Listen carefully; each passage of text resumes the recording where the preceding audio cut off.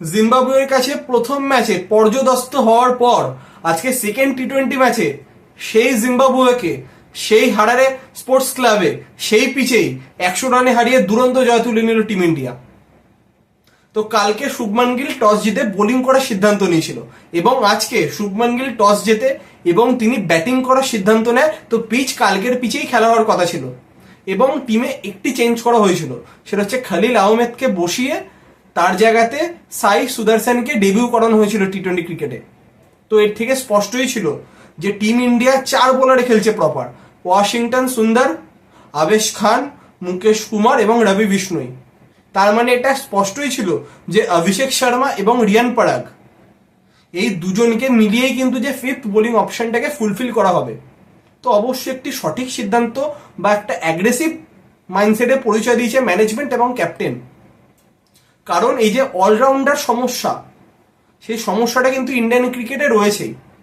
যে fifth bowling option বা sixth bowling option অবধি ঠিক আছে, কিন্তু এমন টাইমে খুব ভাইটাল মোমেন্টে যে কোনো একটা অন্য বোলারকে দিয়ে 1-2 ওভার কুড়িয়ে নিয়ে যেতে পারে, সেটা কিন্তু হয় না।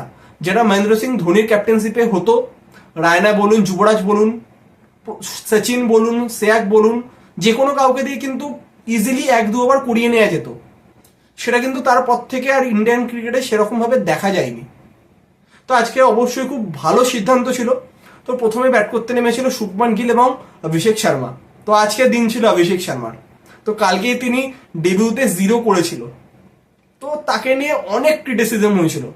তো আজকে তিনি সেঞ্চুরি করলেন, 46 বলে 100 রানের দুরন্ত ইনিংস খেলে তিনি আউট হন। তো তার ইনিংসের যেটা গুরুত্বপূর্ণ বিষয় ছিল, তিনি ফার্স্ট হাফ সেঞ্চুরিটা কমপ্লিট করেন 33 বলে এবং পরের 50 কমপ্লিট করেন 13 রানে।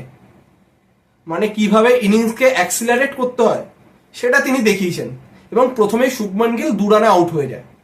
তো সেই মুহূর্তে অভিষেক শর্মা কিন্তু তার যে হিটিং কোয়ালিটি সেই দিকে যাননি। তিনি প্রথমে ঋতুরাজের সাথে একটি পার্টনারশিপ বিল্ড করেন, একটা স্টেবল পজিশন অবধি টিমকে নিয়ে যায়। 9 ওভারের শেষে 63-64 মতো রান ছিল, রান রেট ছিল 7-এর আশপাশে। কিন্তু তারপর থেকে একদিকে ঋতুরাজ এবং অন্যদিকে অভিষেক শর্মা মারতে শুরু করে দুরন্ত ব্যাটিং। তো তারপর যখন আউট হয়ে যায় অভিষেক শর্মা দুরন্ত সেঞ্চুরি করার পর তো তারপর নামে রিঙ্কু, দুরন্ত ইনিংস খেলে এবং লাস্টে ফিনিশারের রোল তিনি পালন করেন, দুটো দুরন্ত 6 মেরে ইনিংস শেষ করেন। তো 234 রান করে 2 উইকেট হারিয়ে টিম ইন্ডিয়া। তো হারারে স্পোর্টস ক্লাবে এতদিন হাইস্ট রান ছিল টি-20 ক্রিকেটে 229। তো সেই রেকর্ডটি আজকে ব্রেক করলো টিম ইন্ডিয়া। তো আজকে যদি টিম ইন্ডিয়া ব্যাটসম্যানদের ব্যাটিং দেখি, গিল 4 বলে 2, অভিষেক শর্মা 47 বলে 100, 7টি 4, 8টি 6, ঋতুরাজ 47 বলে 77, 11টি 4, 1টি 6। তো দুরন্ত ইনিংস খেলেছে ঋতুরাজ। তো আমি আজকে সকালের ভিডিওতেই বলেছিলাম এই ইনিংসটাই ফার্স্ট টি-20 ম্যাচে তার থেকে এক্সপেক্টেড ছিল, যে 3 নম্বরে তিনি ব্যাটিং করছেন, খুব গুরুত্বপূর্ণ পজিশন, যেখানে এতদিন টি-20 ক্রিকেটে খেলে এসেছেন বিরাট কোহলি। তো সেই জায়গাতে তাকে যে দায়িত্বটা নেওয়ার দরকার ছিল সেটা তিনি ফার্স্ট টি-20 ম্যাচে নিতে পারেননি, কিন্তু আজকে তিনি সেই কাজটি করে দেখিয়েছেন। এবং লাস্টে রিঙ্কু 22 বলে 48 নট আউট, 2টি 4, 5টি 6, দুরন্ত ব্যাটিং করে টিম ইন্ডিয়া। তো 235 রান চেস করতে হতো জিম্বাবুয়েকে। তো জানা কথা ছিল তারা পারবে না, এই প্রেশারে তারা পারবে না।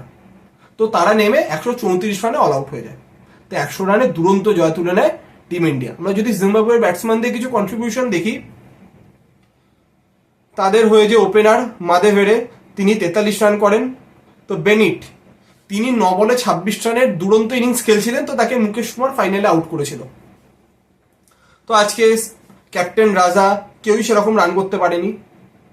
তো লাস্টের দিকে জংউই তিনি 26 বলে 33 রান করেছিলেন। তো এছাড়া আর সেরকম কোনো ব্যাটসম্যান দাঁড়াতে পারেনি। এবং বোলিংয়ে 3টি করে উইকেট পান মুকেশ কুমার এবং আবেশ খান, 2টি উইকেট পান রবি বিষ্ণুই এবং 1টি উইকেট পান ওয়াশিংটন সুন্দর। তো এইখানে গুরুত্বপূর্ণ অভিষেক শর্মাকে দিয়ে 3 ওভার বোলিং করিয়েছেন আছে শুভমান গিল, কিন্তু তিনি 36 রান খেয়েছেন, কোনো উইকেট পাননি। এবং উল্টো দিকে রিয়ান পরাগকে দিয়ে 1টি ওভার করানো হয়েছে, তিনি 5 রান দিয়েছেন। তো দ্বিতীয় টি-20 ম্যাচে দুরন্তভাবে কামব্যাক করলো টিম ইন্ডিয়া। তো প্রথম ম্যাচ হারার পর অনেক ক্রিটিসিজম হচ্ছিল, কিন্তু আমি সকালের ভিডিওতেই বলেছিলাম যে একটা নিউ টিম, ইয়ং টিম যখন ইন্টারন্যাশনাল ক্রিকেট খেলছে, সেটা হোক না জিম্বাবুয়ে হোক বা যেই হোক না কেন, এমন না যে জিম্বাবুয়ে কোনো ছোট দল। 2022-এ তারা পাকিস্তানে কি হাল করেছিল আমরা সকলে জানি, নাস্তানাবুদ করে হারিয়েছিল মেলবর্নের মাঠে। তো এটা দুর্ভাগ্য যে 2024 টি-20 ওয়ার্ল্ড কাপে তারা কোয়ালিফাই করতে পারেনি সেই উগান্ডা ম্যাচে জঘন্য পারফরমেন্সের জন্য। তো সেই জিম্বাবুয়ের এগেনস্টে যখন একটা ইয়ং টিম খেলা শুরু করেছে ফার্স্ট টি-20, তো অবশ্যই তাদেরকে ডিফারেন্সিয়েট করতে প্রবলেম হতেই পারে। যে আইপিএল আর ইন্টারন্যাশনাল ক্রিকেটের মধ্যে যে ডিফারেন্স, যে প্রেশার, তো তারা ফার্স্ট ম্যাচ ফেল করেছে। তো নিজেদের যে ভুলগুলোকে আইডেন্টিফাই করে সেটাকে রেকটিফাই করে আজকে দুরন্ত পারফরমেন্স করে জিতেছে। তো অবশ্যই আজকে man of the match Abhishek Sharma, তার দুরন্ত সেঞ্চুরির জন্য। তো আমরা সকলে আশা করব যে বাকি যে সকল ব্যাটসম্যান, ধ্রুব জুরেল বলুন, সাই সুদর্শন বলুন, রিয়ান পরাগ বলুন, যারা আজকে ব্যাটিং করার সুযোগ পায়নি, তারাও অভিষেক শর্মার মতো নেক্সট টি-20 ম্যাচে দুরন্ত পারফরমেন্স করবে। এবং Shubman Gill as a captain প্রথম টি-20 ম্যাচ জিতলো দেশের হয়ে, কিন্তু তার ব্যাটিং যে টি-20 ক্রিকেটে তার যে অফ ফর্ম, সেটা কিন্তু আবারও কন্টিনিউ হলো। আগের ম্যাচে তিনি 31 রান করলেও খুব ভাইটাল ইনিংস খেলতে পারেননি এবং আজকে তিনি 2 রানে আউট হয়ে যান। তো আমরা আশা করব তিনিও যাতে আগামী ম্যাচে খুব ভালো ক্রিকেট খেলতে পারেন।